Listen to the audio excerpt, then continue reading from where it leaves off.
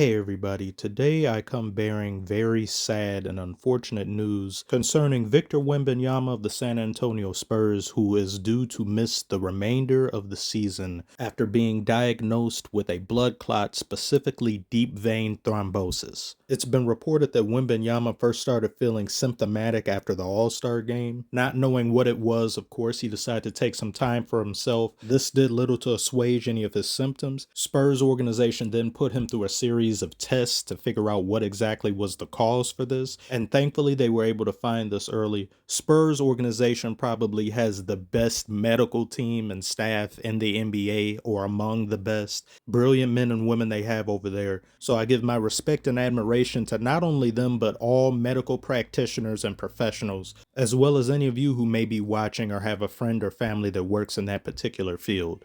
If some of you may remember, Brandon Ingram also had a blood clot. I believe it was in his shoulder, same as Wembanyama's. There were some months in recovery, but he was able to make it back. Asor Thompson of the Detroit Pistons, I believe he had it in his leg, if I'm not mistaken. He was out for a duration of the season. He had quite recently came back a few weeks ago. And the most infamous example of this being Chris Bosh, who had experienced a blood clot himself that had traveled to his lungs, and the very next year he had another one. When I first saw this news break, it affected me in such a way that proved detrimental to me. I couldn't finish the video in the proper time because this is going on a couple of hours, I believe, after the story broke.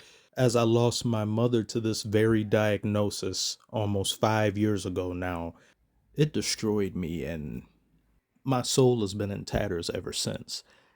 And I can't stress enough how dangerous this is, as this is so silent in nature. It can take your life or anyone you know or love in a blink of an eye, really, and there will be little to no warning signs. What little symptoms there are can be swelling or pain in whatever particular extremity you happen to have the clot, but many times there isn't, and you just don't know. What one immediately has to do is take anticoagulants or blood thinners, and even then you're not out of the woods yet. You need downtime, recovery. Doing anything physically straining is just out of the question entirely. And I suppose players and professional athletes, as opposed to the average person, are so in tune with their body to such an extent that they can probably feel the slightest of differences in regards to their own main frame, especially since the majority of the time when one does develop a DVT and you're an NBA player, it happens to be in their arm or shoulder. Players in the sport have their arms up a lot for many different reasons, but primarily being to shoot, put a shot up, get a rebound. And when taking into consideration the countless hours of shooting drills, non-stop practice, fine-tuning one's craft at the sport of basketball, players can probably, in my estimation or belief, feel something is off quicker than your average person would. Athletes in general perhaps can attest to this, I don't know. But I do know this is devastating to hear for not only the Spurs players, but also Spurs fans. I mean, to not only lose the centerpiece player of your organization, but also one of the best players in the league, and soon to be probably the best player in the league in a few years, if not a lot sooner.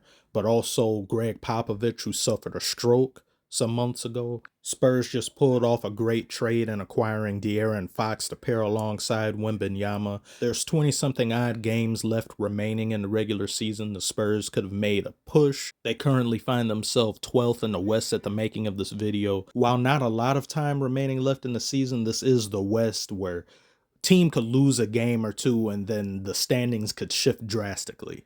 But first and foremost, health is always going to be the primary concern. I'm really happy that they were able to catch this early. My prayers to Wembanyama, his family, teammates. I'll surely miss Wembanyama playing. He was averaging about 24 points this season, 11 rebounds, I believe almost 4 blocks a game, which is ridiculous. But I very much look forward to seeing him next season. I lament society existing in such a way that these resources aren't available to the general populace, and just the ease at which these procedures are done for players. Different world, different lifestyle, different standard of living, but all the same, I wish things were better for the majority. If you or a loved one have any experience with DVT, if you're willing, feel free to share your sentiments in the comment section below.